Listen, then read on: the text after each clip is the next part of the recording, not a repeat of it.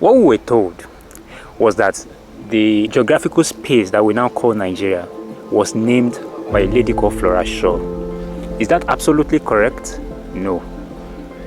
What Flora basically did was wrote an article where she suggested the name Nigeria. But before Flora came into Nigeria, the name has been in existence. People around has been using the name. However, before the name Nigeria was eventually adopted, there were several other names that were considered. One of it was Rhodesia. The country we now know as Nigeria was to be named after George Goldie, the owner of Royal Niger Company.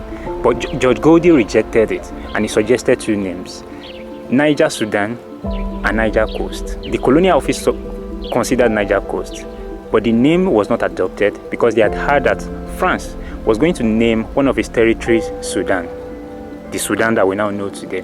So they rejected the two names. Another name that was considered was Nigeritia.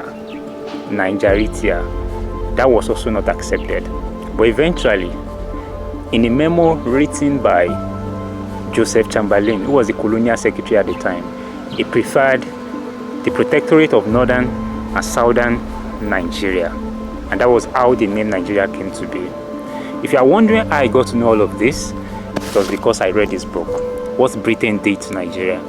This book is a very fantastic book that every Nigerian should read.